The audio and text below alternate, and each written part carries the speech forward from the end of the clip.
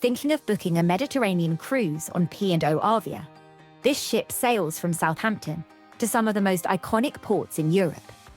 I've traveled to over 70 countries and have spent 2 weeks on Arvia on this exact itinerary. In this video, I'll give you 10 essential tips to help you avoid the rookie mistakes, make the most of your days in port, and enjoy Arvia to the fullest. And don't miss tip number 9. Hardly anyone talks about it, but it completely changed how I plan my Mediterranean cruises. When is the best time to cruise the Med on Arvia? If you can, aim for shoulder season.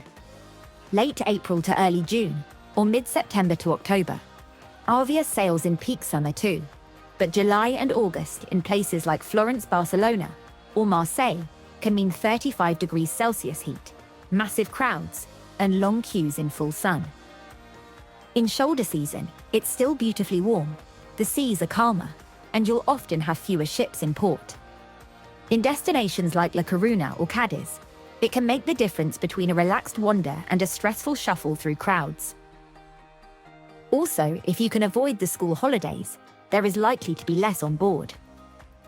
On my cruise to the Med on Arvia, there were 6,100 people on board, as it was during the school summer holidays. What's it like sailing from Southampton to the Med?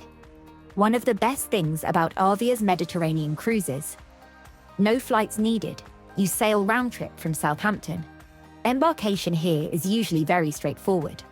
I always use CPS parking. You just pull up, hand over your keys, and within about half an hour you're on board. Your luggage will be delivered straight to your cabin door, so you can start enjoying your holiday straight away. Disembarkation at the end of the cruise is just as easy. Once your disembarkation group is called, you collect your bags from the terminal, and you're on your way home. No airports, no baggage carousels, no stress. But before you reach the sunshine of the Med, there's one thing every cruiser has to cross. The Bay of Biscay. You'll cross it twice, on the way out and back. It's got a bit of a reputation amongst cruisers for being rough, and to be fair, it can get choppy at times, especially in spring or autumn when the weather changes quickly. If you're prone to seasickness, pack motion sickness tablets or use a patch. The good news is modern ships like Arvia have excellent stabilizers, so most of the time it's nothing more than a bit of a wobble.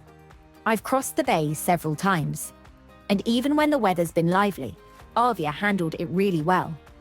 And on other occasions, I've seen it as calm as glass. The upside is you get a couple of sea days at the start and end of the trip, perfect for exploring the ship, booking your dining and entertainment, and easing into holiday mode. Can you do your own thing in each port of call? Not every port is in the city centre. In La Spezia, you'll need a tour, train, or ferry to reach Florence, Pisa, Cinque Terre, or Portofino. In Marseille, you'll need a short shuttle to the Old Port. Some, like Cádiz and La Coruña, are easy to explore on your own. You walk off the ship and step straight into the historic centre. That means you can just wander at your own pace. I always plan a quick Google Maps walking route before I go, so I know exactly where the main attractions are and don't waste time figuring it out once I'm ashore. The key is to research before you sail, so you know when to book a P&O excursion, which guarantees the ship will wait if you're late back, and when you can safely DIY. For example, in Barcelona, the shuttle drops you near the Gothic Quarter, and from there, you can explore on foot, use the metro, or hop on the sightseeing bus. Do I need to book dining and shows before I board? Arvia's specialty restaurants, Cintu, the Keel and Cow, the Epicurean, and even included venues like 6th Street Diner and the Olive Grove get booked up fast. Bookings open around 2 weeks before your cruise, and you can also book once on board via the My Holiday app. Recently though, some cruisers who are sailing with P&O have commented that bookings for specialty restaurants have started opening up as early as a month before the cruise, while the included dining venues like the Olive Grove and 6th Street Diner are still released around 2 weeks before. So it's definitely worth checking your account earlier than you think, just in case. On my last Arvia cruise, I pre-booked all my dining, but I did change a few reservations once on board using the My Holiday app. And it was really easy to join the virtual queue as well. But if there's a restaurant you're absolutely set on trying on a particular night, I'd always recommend booking it in advance. And it's not just for food. You can also pre-book seats at the Headliners Theatre on the website before you board, or using the My Holiday app. If you want the full lowdown on Arvia's food, I've got a dining options video covering every restaurant, menus, and what's new for 2025. It's linked in the description and pinned comment. Where is the best place to eat breakfast if I have an early port day? The Horizon Buffet is open from 6 a.m. for continental breakfast options and at 7 a.m. for hot food on a port day. But on busy port mornings, I'd skip the crowds and head to the quays on Deck 8. It's brilliant for breakfast, quieter, plenty of seating, and outdoor tables with sea views if you fancy fresh air. The main dining rooms are also open for breakfast on a port day. Check the Horizon magazine for daily opening times. What should I pack for a Med cruise on Arvia? Mediterranean summers can be scorching. I'm talking 30 degrees and more in most of the Med. So pack light, breathable clothing and comfortable shoes. But here's what catches people out. The aircon on board, especially in venues like the Headliners Theatre, can be freezing. I always pack a light jumper for evenings for that reason. There is also a laundrette on board, if you want to do a mid-cruise wash. Pack some detergent, or you can buy some from reception. Also bring a refillable water bottle. There are free refill stations dotted around the ship. And if you like taking your Costa on deck, pack a travel coffee cup.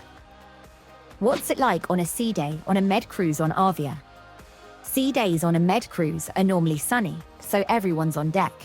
If you want a poolside sunbed, you'll need to be up early. But there are quieter alternatives. Deck 19 sunbathing areas are often overlooked. The Retreat, which is adults only, and costs extra, has comfy lounges and attentive service. The Sunset Bar has seating and hot tubs, perfect if you don't mind not having a lounger. By 4 p.m. most people head in to get ready for dinner, so if you're happy with late afternoons, you can grab a spot without the early morning rush. Do you have any tips for a port day in the Med? One of the biggest mistakes is rushing back to the ship for lunch. In Palma, you could be having seafood by the marina. In Barcelona, head to La Boqueria Market for tapas and fresh juice. Avoid restaurants right on the main square or next to major attractions. Prices are higher and food quality can be hit and miss. Walk a few streets back and you'll often find better, more authentic meals. How much do I need to plan ahead to make the most out of my Med cruise on Arvia? A Mediterranean cruise is full-on, sometimes 4 or 5 ports in a row. If you try to do a full-day tour in every port, you'll come home needing another holiday. Mix your big sightseeing days, like Florence or Seville, with lighter ones. In Palma, I spent the day at Palma Beach. And book skip-the-line tickets for major attractions like La Sagrada Familia or the Uffizi Gallery in advance. They sell out weeks ahead in summer. Any other tips to make the most of my Med cruise on Arvia? Check the Horizon Daily magazine for spa discounts. Ask your cabin steward for extras, ice, lemons, even conditioner and moisturizer, at no charge. There's hidden storage space under the bed to keep your suitcases out of the way. And USB ports under the bedside lights. Magnetic hooks are brilliant for hats, jackets, or your daily planner. So there you go, 10 ways to get the most out of a Mediterranean cruise on P&O Arvia. But Arvia's changed a lot in 2025. Watch my previous video where I break down the updates and what they mean for your cruise. Tap here to see it now.